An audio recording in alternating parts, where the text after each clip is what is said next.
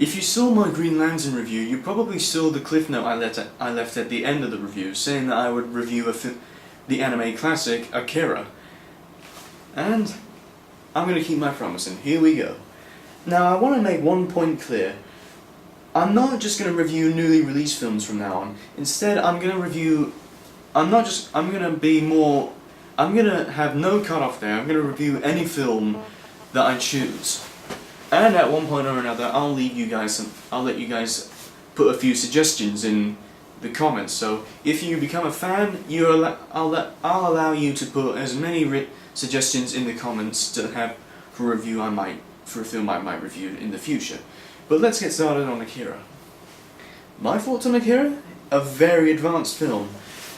I highly recommend to any fan of anime or any person who's really looking forward to seeing a big action-packed film, and anyone who's just willing to have enjoyment.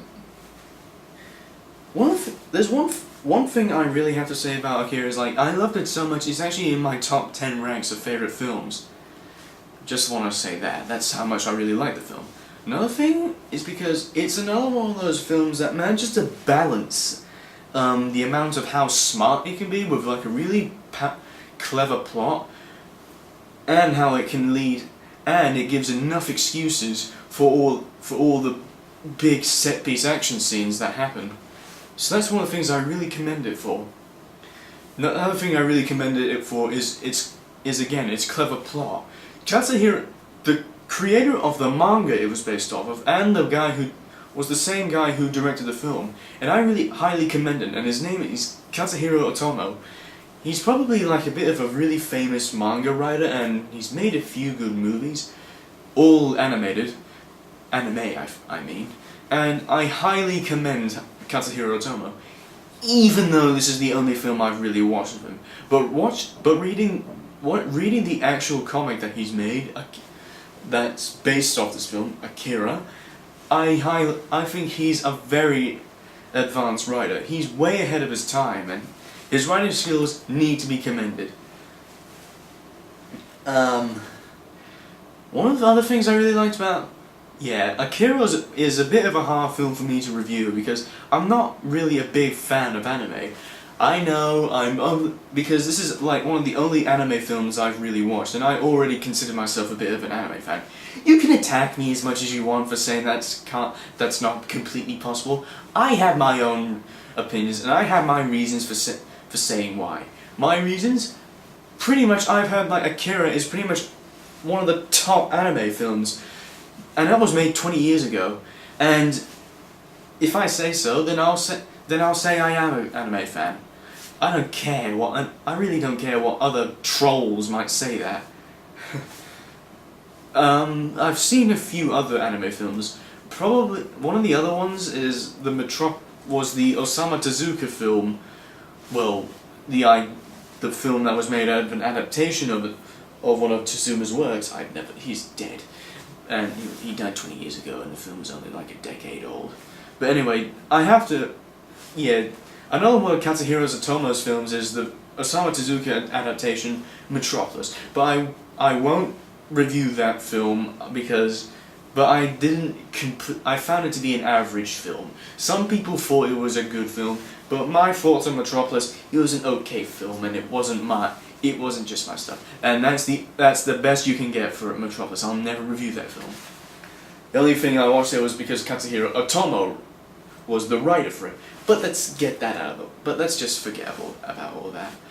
Akira I found to be a very good film, and Otomo was definitely the man who should have directed the stuff. I think they should do that more often.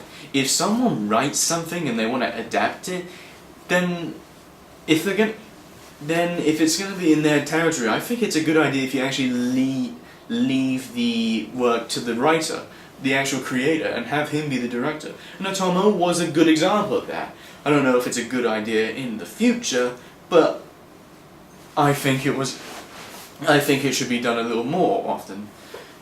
Though Frank Miller should stay away from the camera. I'll talk about him another time. Anyway, let me get down to the things about Akira itself, the film. it's very good animation. It's very good animation. It's a lot like the comic. But it's a lot like what other people say about anime. Japanese anime is weird as hell, and Akira's along the same lines. Not because it's really bad animation, but how big do those eyes have to be? I mean, that thing could fit in your mouth. But that's a common thing in anime. You can't change that. But it's very good animation, and yeah, that's all I have to say about the animation. I really don't know what to say about the cartoons and such. I don't watch that much cartoons, but Akira was one of the good parts. Another thing is, like, Akira's another one of those comic book films. Yeah, it's just like, I really thought it was a really cool movie, because it just seemed to have like all this cool stuff surrounding it, like there's a conspiracy, and like it's all got something to do with like psychic powers, and it's based off a comic which introduces powers, but it's not all about superpowers. It's not a superhero film based off a comic book film. I will try to review a non-comic book film. I'm trying, but it seems like my favourite films are comic book adaptations. It's hard, but let's get back on track. And it's pretty much, Akira's just a really cool movie. And it's definitely, and because of the plot, it allows itself to have all these excuses for like all this cool action scenes. Like, there's so much cool stuff. Like, there's a conspiracy theory. There's a lot of gunfights between around terrorists and soldiers. There's like the villain who's got psychic powers. He fights off tanks and causes shit to explode. There's even this really cool part where like he pulls a satellite down from space and hurls it at the city. That's really cool, and that's one of the film's advantages. It has all these really good excuses for all these action scenes.